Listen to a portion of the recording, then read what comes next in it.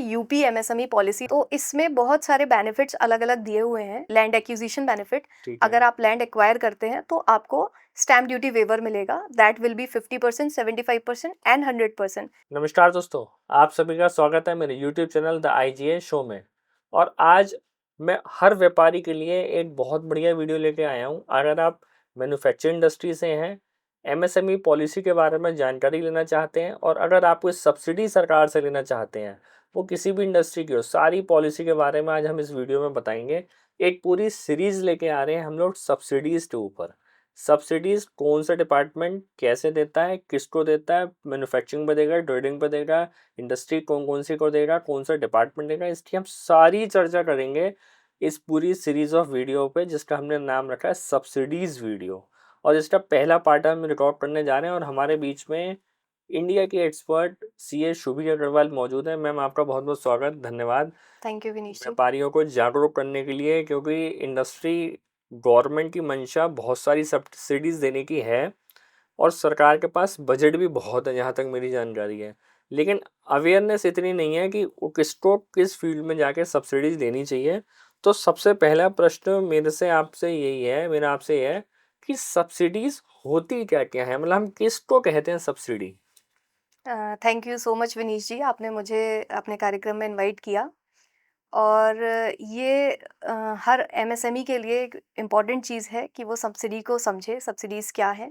Subsidies basically एक government का add है कि जो वो एमएसएमईज़ को प्रोवाइड कराता है किसी भी फॉर्म में। ये डायरेक्ट फॉर्म में भी हो सकता है, इनडायरेक्ट फॉर्म में भी हो सकता है, और किसी स्पेशल लिंक्ड सब्सिडी के फॉर्म में भी हो सकता है। सब्सिडीज़ हमारी बहुत सारी तरीके की होती हैं, जिसको हम अभी आगे समझेंगे। बिल्कुल ठीक। जैसे अभी आपने जिक्र करा एमएसएमई का, जी। ये एमएसएमई की डेफिनेशन क्या है, और कौन सा व्यापारी अपने आप को एमएसएमई समझे। देखिए, एमएसएमई का मतलब है micro, small and medium enterprises, जिसकी डेफिनीशन गवर्नमेंट ने प्रोवाइड कराई है, जो कि 1 अप्रैल 2025 को रिवाइज़ भी हुई है। तो जो रिवाइज़ डेफिनीशन है, उसके हिसाब से माइक्रो यूनिट्स वो यूनिट्स हैं जिनका इन्वेस्टमेंट ढाई करोड़ से कम है और जिनका ओके, टर्नओवर 10 करोड़ तक है। ठीक है। जो हमारा स्मॉल यूनिट्स हैं, उनका इन्वेस्टमेंट 25 करोड़ तक का है और उनका टर्नओवर 100 करोड़ का है। ओके, यानी कि अगर आप इसे सीधे-सीधे भाषा में समझें तो टर्नओवर 4 गुना है। ओके, और जो हमारा मीडियम एंटरप्राइजेज़ हैं, उनका इन्वेस्टमेंट 125 करोड़ तक है और उनका टर्नओवर 500 करोड़ है। तो वो हमारी एमएसएमई यूनिट्स हैं। ठीक है। सब्सिडीज की लोग लेते हैं, कौन कौन ऐसा व्यापारी है जो सब्सिडी ले सकता है, यानी हम जो चर्चा कर रहे हैं एमएसएमई पॉलिसी 2022 की बात कर रहे हैं, उसमें कौन कौन सा व्यापारी ऐसा है, या कौन कौन सी इंडस्ट्री ऐसी है जो सब्सिडी ले सकती है। देखिए, यूपी एमएसएमई पॉलिसी 2022 जो ये लॉन्च हुई है, ये सितंबर 2022 में लॉन्च हुई थी, जिसका टाइम पीरियड 5 इयर्स का है, जो कि सितंबर 2027 में एक्सपायर हो रही है ये पॉलिसी। तो ये पॉलिसी बेसिकली एमएसएमईज़ के लिए ही बनाई गई थी। जितने भी एमएसएमईज़ हैं, जो एमएसएमई की डेफिनिशन में फ़ॉल होते हैं, वो एक जनरल सब्सिडी अगर लेना चाहें, जहाँ पे वो स्पेशल सब्सिडी नहीं लेते हैं। फॉर एग्ज़ाम्पल मैं इसे थोड़ा एलाबोरेट करूँगी। जैसे कि अगर कोई पर्सन फूड प्रोसेसिंग का काम करता है, तो वो फूड प्रोसेसिंग की स्पेशल सब्सिडी भी क्लेम कर सकता है। बट अगर उसको लगता है कि नहीं, मुझे फूड प्रोसेसिंग की स्पेशल सब्सिडी क्लेम नहीं करनी है, तो वो जनरल सब्सिडी में आ सकता है, जो सभी के लिए एप्लीकेबल है, that is UP MSME policy 2022। Okay. अच्छा, जैसे लोगों के मन में बहुत सारे प्रश्न होते हैं, कोई इंडस्ट्री लगाने जा रहा है, वो कौन से डिपार्टमेंट में जाए, कौन सी नोडल एजेंसी के पास जाए, उसको सब्सिडी कौन देगा। किसी को नाबार्ड दे रहा है, किसी को डीआईसी, कोई डीआईसी से ले रहा है, कोई किसी और, अपने जितने डिपार्टमेंट्स अलग अलग हैं वो सब सब्सिडीज से लेके आए हैं। तो किसको कैसे पता चलेगा कि उसके लिए कौन सा प्लेटफॉर्म सबसे अच्छा है, और कौन से सब्सिडी कहाँ मिल रही है। देखिए, ये एक बहुत ही अच्छा क्वेश्चन है, क्योंकि सभी लोग सब्सिडी क्लेम करना चाहते हैं, बट वो ये नहीं समझते कि सब्सिडी क्लेम कैसे करनी है। तो उसके बिल्कुल। लिए पहले ये समझना होगा कि वो स्टेट सब्सिडी के लिए अप्लाई कर रहे हैं या फिर सेंट्रल की सब्सिडी के लिए अप्लाई कर रहे हैं। तो जिस भी सब्सिडी के लिए वो अप्लाई कर रहे हैं, उसके कंसर्न डिपार्टमेंट में वो अप्लाई करेंगे। बहुत सारी नोडल एजेंसीज़ हैं, मॉफ्पी है फूड प्रोसेसिंग के लिए, ministry of food processing industries, and NABARD है, सिडबी है, डिस्ट्रिक्ट इंडस्ट्रियल कॉर्पोरेशन है। तो ऐसे बहुत सारी नोडल एजेंसीज़ हैं, हॉर्टिकल्चर डिपार्टमेंट है, जहाँ पे हम कंसर्न सब्सिडी जो भी हमें अप्लाई करनी है, वो हम उस डिपार्टमेंट में स्पेशली अप्लाई करेंगे। जैसे कि अभी हम यूपी इंडस्ट्रियल पॉलिसी की बात करें तो ये हम डिस्ट्रिक्ट इंडस्ट्रियल कॉरपोरेशन में ही अप्लाई करेंगे, तब हमें इसके बेनिफिट्स मिलेंगे। ओके। जैसे जब सब्सिडीज हम लोग लेते हैं तो अक्सर व्यापारी क्या गलती करता है मैडम, उसने मान के चलिए अपनी एक पार्टनरशिप फर्म बना ली जिसमें दोनों मेल्स पार्टनर है, लेकिन वो जब सब्सिडी कराने गया, अपना पूरा सेटअप लेके गया, तब उससे पता चला कि यहाँ पे अगर उसकी एक वुमेन पार्टनर होती तो शायद सब्सिडी ज़्यादा होती, अगर उसकी कोई SC ST कोई पार्टनर होता तो सब्सिडी ज़्यादा थी।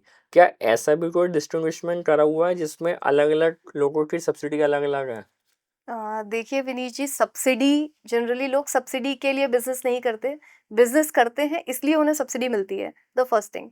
And the second thing is कि ये गवर्नमेंट ने बहुत सारे ऐसे बेनिफिट्स दिए हैं for the improvement of womens, for the improvement of SC ST, for the improvement of specific locations, कि अगर आप यहाँ पर अगर आप बिजनेस सेटअप कर रहे हो जहाँ पे आप एम्प्लॉयमेंट बढ़ाओगे, जहाँ पे आप वुमेन एम्पावरमेंट दोगे, जहाँ पे आप इन्वायरमेंट को सुरक्षित रख पाओगे, तो इससे रिलेटेड कुछ बेनिफिट्स एक्स्ट्रा दिए गए हैं कि अगर आप लेट्स सपोज बहुत सारे केसेस में अगर आपका वुमेन पार्टनर है या SC ST पार्टनर है तो वहाँ पे डेफिनेटली कुछ परसेंटेज बढ़ जाती है सब्सिडी की। ओके, मतलब सब्सिडी हमारी बढ़ जाएगी वुमेन्स और अगर SC ST हैं। सब्सिडी किस चीज़ के ऊपर मिलेगी? मान के चलिए मैं अगर कोई इंडस्ट्री लगा रहा हूँ, मैंने पहले उसका पूरा इंफ्रास्ट्रक्चर सेटअप करा, पूरी बिल्डिंग बनाई, मशीनरी खरीदी, उस पे मिलेगी मुझे, या मैंने जो बैंक से लोन लिया उस पे जो इंटरेस्ट पार्ट है उस पे मिलेगी मुझे? देखिए, ये इसे समझने के लिए सब्सिडी को पहले बेसिक तरीके से समझते हैं कि सब्सिडी कैसे हमें मिलती है। सब्सिडी एक प्रोजेक्ट का पार्ट है। लेट्स सपोज अगर कोई पर्सन जो बिजनेस स्टार्ट कर रहा है, कोई MSME यूनिट है जिसने अभी बिजनेस शुरू किया है, तो बिजनेस शुरू करते समय उसे लैंड एक्विजिशन करना होगा। लैंड एक्विजिशन के टाइम पे गवर्नमेंट या तो लैंड अलॉटमेंट भी कराती है कुछ केसेस में, और कुछ केसेस में stamp duty waiver government provide कराती है। लैंड एक्विजिशन के बाद लैंड डेवलपमेंट होगा, जैसे कि हम प्रोजेक्ट कॉस्ट में कंसिडर करते हैं। उसमें हम जिस भी मैन्युफैक्चरिंग इंडस्ट्री में जा रहे हैं लेट्स सपोज, तो हमें प्लांट एंड मशीनरी चाहिए होगी, तो प्लांट एंड मशीनरी पे भी हमें सब्सिडी मिलेगी, that is called as capital subsidy. तो ये हमारी कैपिटल सब्सिडी में कंट्रीब्यूट होगा।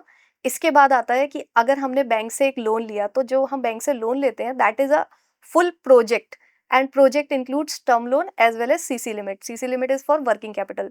तो अगर हम वर्किंग कैपिटल के लिए ले रहे हैं तो उस पर हमारा जो इंटरेस्ट चार्ज होगा उस पे भी हमें एक स्पेसिफिक परसेंटेज या स्पेसिफिक कैपिंग लिमिट के साथ सब्सिडी मिलेगी। तो हमें ये दोनों सब्सिडी मिलेंगी, interest subsidy and capital subsidy. इसके अलावा भी बहुत सारे तरीके की सब्सिडीज होती हैं, जैसे कि EPF रीइंबर्समेंट, और हमारा IT इंफ्रास्ट्रक्चर, या फिर हम किसी इन्वायरमेंट को नुकसान नहीं पहुंचा रहे और इस तरीके से हम कोई मशीन सेटअप कर रहे हैं, तो उसके लिए कुछ अलग सब्सिडीज होती हैं। ओके। एक और बात जो आपने कहा कि कैसे हमें डायरेक्टली कोई गवर्नमेंट बेनिफिट्स देगी, तो वो जो डायरेक्ट बेनिफिट्स होते हैं that is called government grants. वो गवर्नमेंट ग्रांट्स होते हैं जिसमें हमें बिजनेस स्टार्ट करने से पहले एक अमाउंट हमें गवर्नमेंट से मिल जाएगी कि so that we can start business. या फिर वो ग्रांट्स हमें तब मिलती हैं जब हमने बिजनेस का एक प्रोटोटाइप रेडी कर लिया।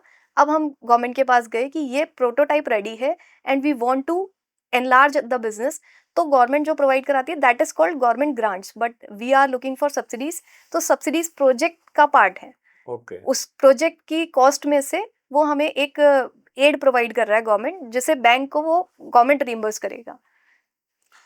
ठीक है, और मैम इसका प्रोसीजर क्या होगा? जैसे कोई सब्सिडीज लेना चाह रहा है, उसका प्रोसीजर क्या है? वो कैसे अपने आप को उसमें कहेगा डिपार्टमेंट से कि भाई मेरे को ये सब्सिडी चाहिए है? देखिए, जब हम बैंक में लोन अप्लाई करते हैं, फॉर एग्जांपल हमने एक बिजनेस डिसाइड किया कि हमें एक मैन्युफैक्चरिंग इंडस्ट्री सेटअप करनी है। लेट्स सपोज हम लेते हैं एक हमें बॉक्सेस की इंडस्ट्री लगानी है, हम बॉक्स मैन्युफैक्चरिंग करते हैं। तो हमने उसके लिए concern machinery and all that हमने सब चीज़ें प्रिपेयर कर ली कि हमें कितनी हमारी कॉस्टिंग आएगी, what will be our project cost. Project cost भी हमारी दो तरीके से डिवाइड होती है, what is our hard cost and what is the soft cost. तो हम जब टोटल अपनी एक डिटेल्ड प्रोजेक्ट रिपोर्ट बनाते हैं, इसमें हम कैपिटल एंड वर्किंग कैपिटल दोनों का कॉम्बिनेशन लेते हैं कि what will be the means of finance and what will be the means of finance and cost of project. तो बिल्कुल। हम इन दोनों के कॉम्बिनेशन से अपनी प्रोजेक्ट रिपोर्ट रेडी करते हैं। फिर हम बैंक के पास जाते हैं। ऐसा नहीं होता कि अगर लेट्स सपोज हमारा ₹1000 का प्रोजेक्ट है फॉर एग्जांपल, तो ऐसा नहीं है कि बैंक हमें 1000 पूरा प्रोवाइड करता है, इसमें हमारा कुछ मार्जिन अमाउंट होता है।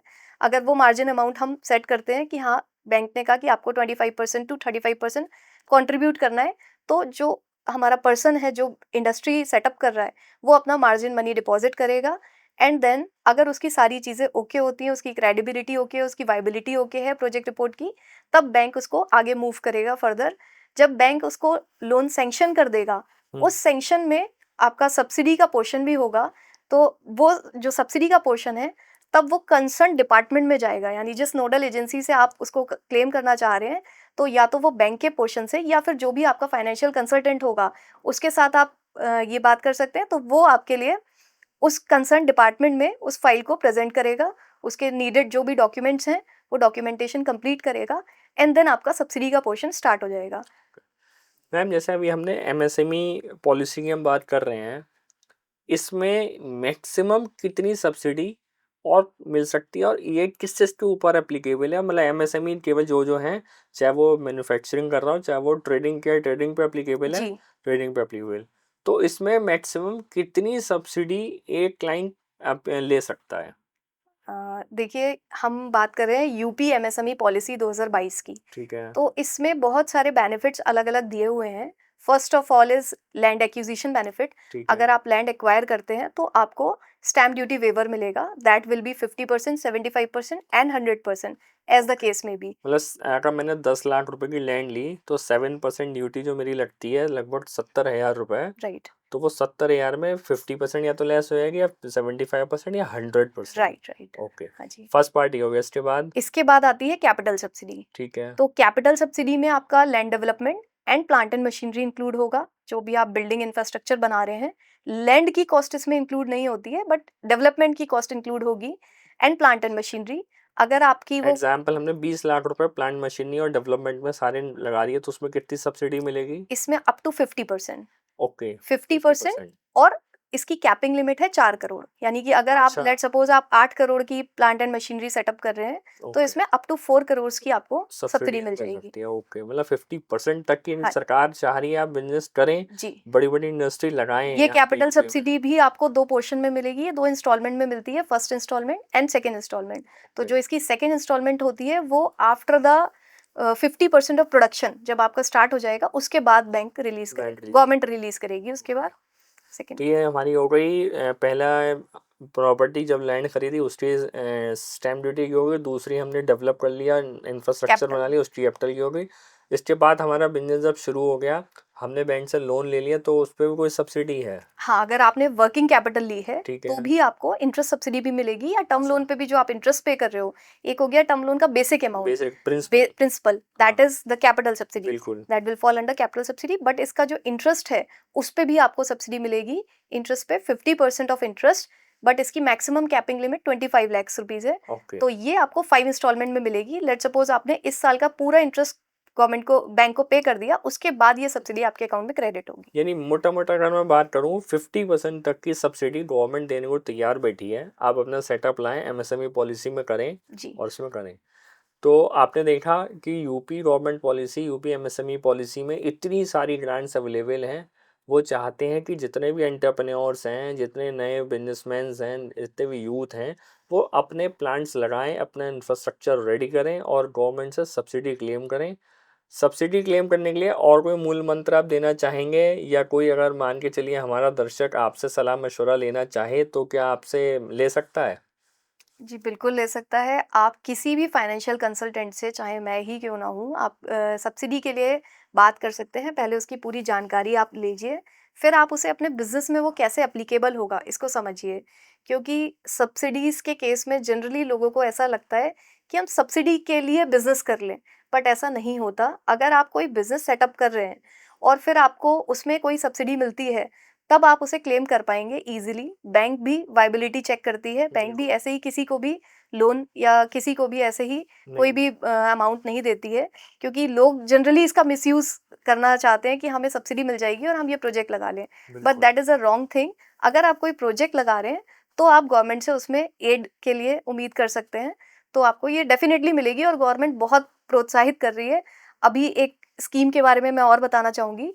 वो क्रेडिट गारंटी स्कीम है। अच्छा। इस यूपी एमएसएमई पॉलिसी में भी इनफैक्ट एक बेनिफिट और है। एक ओके। इसमें कोलेटरल फ्री लोन भी आप अप्लाई कर सकते हैं अच्छा। Up to 2 crore. वेरी तो गुड। ये भी इसी पॉलिसी में आता है। और ये collateral free loan generally credit guarantee scheme में फॉल करता है, जिसकी लिमिट अभी तक 10 करोड़ थी। 9th ऑफ मई 2025 को ही ये चेंज आया है, तो इसकी लिमिट बढ़ाकर 10 करोड़ से 20 करोड़ कर दी गई है। और अच्छा। इसके लिए एक प्रीमियम पे करना होता था। जो भी पर्सन इस सीजीएस स्कीम में लोन ले रहा है, तो उसको अप टू 2% का प्रीमियम पे करना होता था। उसको भी रिड्यूस करके 9th ऑफ मई 2025 से 1% तक कर दिया गया है। Very good. मतलब कुल मिला के सब्सिडीज़ बहुत हैं, आदमी को बिजनेस करना चाहिए और उसकी नॉलेज होनी चाहिए, सही बंदे के पास आप आइए जिससे आपको प्रॉपर कंसल्टेंसी मिल पाए किस इंडस्ट्री पे क्या क्या है। और हम ये जो पूरी सीरीज लेके आ रहे हैं, आज हमने एमएसएमई पॉलिसी पे चर्चा करी, हम इसके बाद food industry, tourist industry, tourism industry से लेके और जो भी पैकिंग इंडस्ट्री है या आपकी ट्रैवल इंडस्ट्री है, जो जो इंडस्ट्री हैं जिस पे आपकी वेयर हाउस इंडस्ट्री है, सारी इंडस्ट्री जितनी भी चल रही हैं उन सब पे हम 1 to 1 डिस्कस करेंगे, किस किस पे कितनी कितनी सब्सिडीज़ मिल रही है। और ज़्यादा से ज़्यादा हम लोग कोशिश करते हैं अवेयरनेस क्रिएट करने की, जिससे हमारे यूपी में इंडस्ट्री डेवलपमेंट बढ़े और लोगों को रोज़गार मिले। मैम आपका बहुत बहुत धन्यवाद, थैंक यू। आपने thank you so much Vinish ji. ये आपने मुझे आमंत्रित किया। ये बड़ा मुश्किल टॉपिक होता है क्योंकि मैंने देखा है जितने कंसल्टेंट्स भी हैं वो सब्सिडीज़ वाले बहुत कम काम करते हैं, उन्हें बहुत कम ज़्यादा नॉलेज है नहीं है, लेना भी नहीं चाहते क्योंकि इसमें पढ़ना बहुत पड़ता है, बहुत सारे डॉक्यूमेंटेशंस बनाने पड़ते हैं जो हर एक के बस की बात नहीं होती है। मैम ये काम करती हैं। और फिर भी अगर आपको कोई चीज़ इसमें इशू लगे तो आप हमें कमेंट बॉक्स में पिन कर सकते हैं, हम जो इतनी भी हेल्प आपकी करना चाहेंगे बिल्कुल करेंगे। और अगर इस वीडियो को अच्छी लगी हो तो इस वीडियो को शेयर करें ज़्यादा से ज़्यादा अपने व्यापारी भाइयों के साथ जो आगे इंडस्ट्री लगाना चाहते हैं, और चैनल को सब्सक्राइब करना बिल्कुल भी ना भूलें। धन्यवाद।